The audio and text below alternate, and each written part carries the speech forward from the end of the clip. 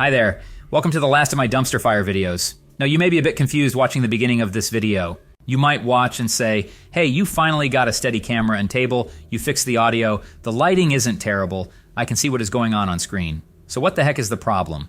Well, in previous dumpster fire videos, I've said the most basic important thing to creating a build video is having actual footage of the build. Well, lucky me. Turns out I found a second must for a build video, and that would be completing the build. Yes, turns out a build video actually requires you to build something. I make it through the torso and onto the head before everything implodes.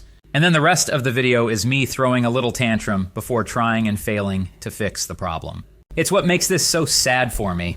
I was so close to putting out my first decent video. I mean, just let me play you a minute or so of video here as an example.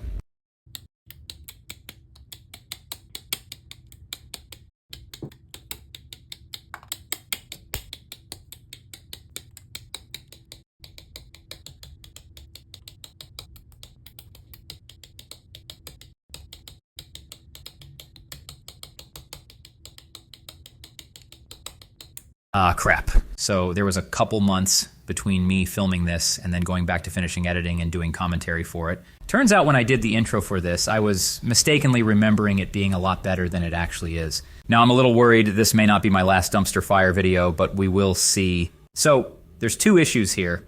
First, when cutting things from the runners, the video bounces around and is too zoomed in, making things a bit dizzying. This second one is pretty painful for me. At this point, I'm on my fourth camera stand, a very expensive one, I might add. My third table, also expensive. And I specially bought a model work mat, all to avoid any more camera issues and things going off screen. So what I didn't anticipate was every time I put my arms down on the mat, I would drag it slightly down the table. Not noticeable in the moment, but if you go half a millimeter down 100 times, it suddenly becomes a lot more noticeable, as you can see on screen. So after the second extreme example here, I think I'm better about keeping an eye on it and pushing it back up constantly, but I ultimately fixed this in later videos by literally just duct taping it to the table. After buying a bunch of expensive items, it is just like me to resolve the issue with a high-tech solution. So now let me explain what is happening leading up to this tragedy. You can see I finished the chest piece and move on to the head piece. Here's where things take a turn. Everything is going fine, and then suddenly I can't find a piece. Not seen on screen is approximately 3 hours I then take trying to figure out where this piece went. Here I am, figuring out it's not on the table and not on the runner. Where are you, head piece? Specifically C14 that is now going to haunt my dreams forever. I don't think I can properly explain how frustrated I was. I couldn't find this piece. I turned my house upside down. I took apart the table I had it on. I was on hands and knees combing through my carpet. Now if you look at the directions here, C14 is the top head piece. It's also about the length of a Lego brick. It's not like a tiny piece that could disappear in the carpet. Not to mention it's gold-plated, so it's not exactly blending in with its surroundings. Eventually, I got to the point where I decided to look over the video I'd taken to see if I could figure out when and where it had disappeared. That is when I discovered something shocking. C14, before I'd ever even opened the box or runner, had never been there to begin with. Wait a minute! It wasn't over yet. First I checked the box, and excellent a contact email on the box. I then sent them an email explaining the situation along with photos, asking if I could get a replacement for the missing part.